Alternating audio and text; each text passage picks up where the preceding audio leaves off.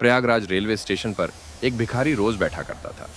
उसका गुजारा केवल उन यात्रियों पर निर्भर था जो रेलगाड़ियों से आते जाते समय उसे कुछ पैसे दे देते थे।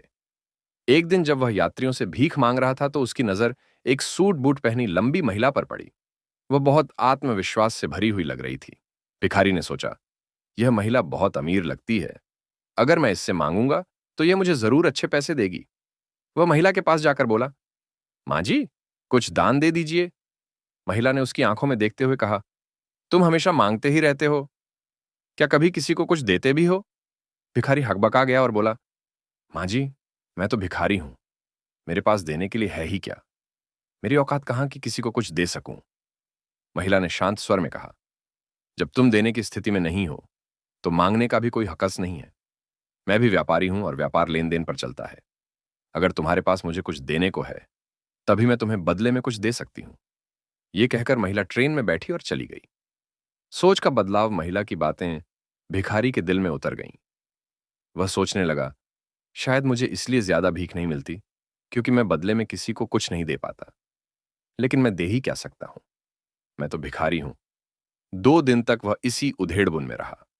तीसरे दिन जब वह स्टेशन के पास बैठा था, उसकी नजर पास के पौधों पर खिले हुए सुंदर फूलों पर पड़ी।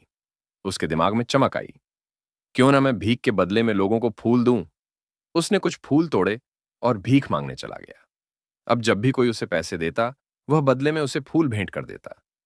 यात्रियों को यह अनोखा अंदाज बहुत पसंद आया। लोग खुशी खुशी उससे फूल लेते और कई लोग तो सिर्फ फूल पाने के लिए उसे पैसे देने लगे। अब उसके पास पहले से कहीं ज्यादा भीख आने लगी।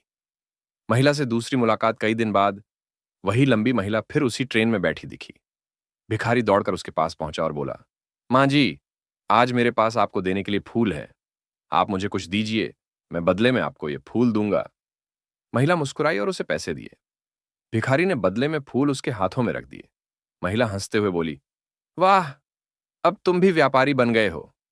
महिला की यह बात भिखारी के दिल को छू गई।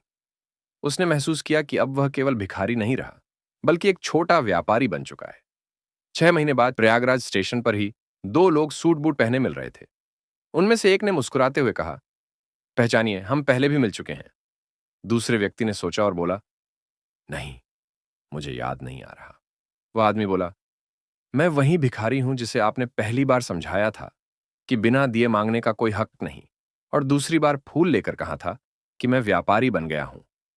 महिला आश्चर्य से बोली, ओह, तो तुम वही हो, लेकिन अब ये सूट बूट और आत्मविश्वास कहां से? भिखारी मुस्कुराते हुए बोला, मां जी, मैंने आपके बताए लेन देन के नियम को अपना लिया। लोगों को लगा कि वे मुझे भीख नहीं दे रहे, बल्कि फूल खरीद रहे हैं। उन पैसों से मैंने फूलों का छोटा व्यापार शुरू किया। धीरे धीरे व्यापार बढ़ा और आज मैं एक बड़ा फूल व्यापारी बन चुका हूं। आज मैं अपने व्यापार के काम से ही दूसरे शहर जा रहा हूं। महिला की आंखों में चमक थी। उसने कहा, मैंने तुम्हें नियम बताया था, लेकिन तुमने उसे अपनाकर अपनी तकदीर बदल दी। यही असली सफलता है। दोस्तों, इस कहानी से हमें यह सीख मिलती है कि जीवन केवल लेने से नहीं, देने से भी चलता है। अगर हम खुद को हमेशा छोटा मानेंगे तो छोटे ही रहेंगे। सोच बदलते ही इंसान की तकदीर बदल जाती है। सफलता का असली बीज हमारी सोच और आत्मसम्मान में छुपा होता है। अगर यह कहानी आपके दिल को छू जाए तो वीडियो को लाइक, शेयर और सब्सक्राइब करना ना भूलें, ताकि और भी लोग इस सच्ची सीख को जान सकें।